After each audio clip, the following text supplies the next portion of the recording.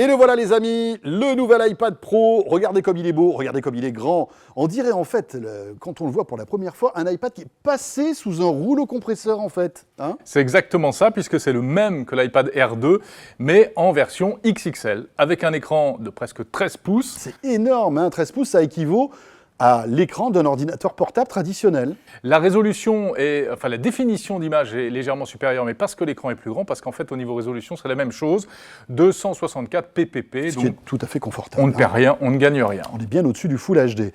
Côté poids, eh bien, on a le même poids que le premier iPad. Rappelez-vous, celui que Steve Jobs présentait au public en 2010, pour vous dire un petit peu quand même le progrès technologique depuis. Il fait 720 grammes et c'est pas lourd, on a vraiment une impression de légèreté. Regardez, on peut même le tenir entre les doigts. En plus, il ne se tord pas. Alors, il a 2 appareils photo, cet iPad Pro, forcément.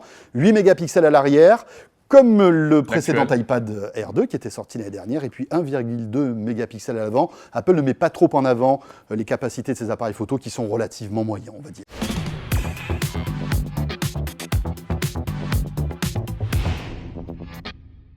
Et je te félicite François de prendre le risque d'affronter cet Apple TV tout neuf qui vient de sortir et qui est quand même bourré de fonctions avec ta petite clé Chromecast. Écoute, elle est très sympa, mais au-delà de ça, il y a quand même un match au sommet entre deux géants de l'Internet, Apple et Google de l'autre côté. Et Bon, et puis on rappelle le but du jeu, c'est de transférer sur sa télé toutes sortes de contenus audio, vidéo, etc. Bon, alors qu'est-ce que tu peux faire avec ton Apple TV ? J'ai envie de commencer par une question. Est-ce que toi, de ton côté, tu peux envoyer de la musique, des photos, des vidéos directement depuis ton ordinateur d'un simple clic, comme je peux le faire avec l'Apple TV, qui est, rappelons-le, connecté via AirPlay, donc c'est carrément une icône qui est de manière native sur tous les Mac, et iPhone et iPad, et puis c'est une fonction qu'on peut même avoir sur PC via quelques petites applications ici et là. Je crois que c'est la question la plus longue au monde que tu viens de me poser. Elle est très complète en effet.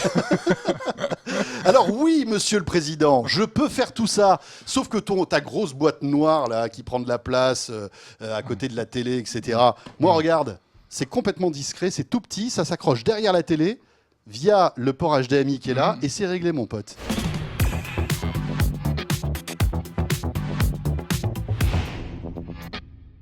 Cette i3, elle est équipée d'un régulateur de vitesse auto-adaptatif. Je cale une limitation de vitesse à respecter, le véhicule accélère, freine tout seul, et en plus, cette caméra située au sommet du pare-brise permet de surveiller les lignes blanches et d'adapter une conduite semi-autonome, toutefois limitée à une utilisation. Sur autoroute et à moins de 60 km/h, comment ça va fonctionner ? Cette i3 va en fait utiliser la cartographie GPS, les données qui vont lui indiquer justement lorsqu'elle circule sur autoroute, ce qui vous permettra ou non d'activer le système de maintien dans la file.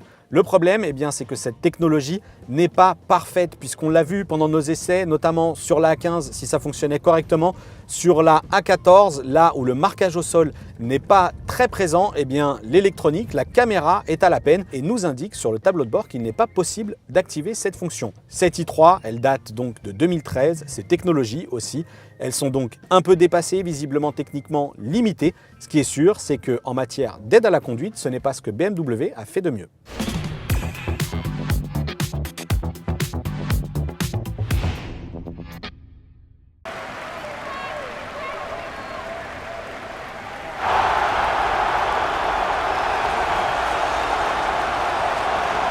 Là, on a fait un match il y a quelques instants, c'était tout simplement impressionnant, surtout l'entrée du stade, entendre cette clameur dans le public, c'est vraiment impressionnant, on était à la limite d'avoir des frissons.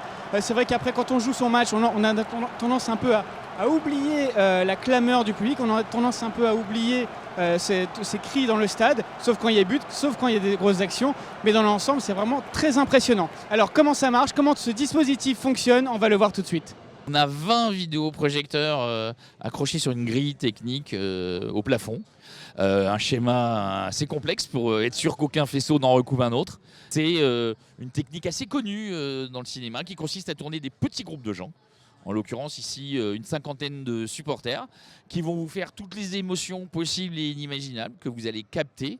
Et ensuite, ce groupe de supporters, vous allez le décliner, les séparer, faire d'autres sous-groupes, etc. pour mélanger tous ces gens-là, les multiplier.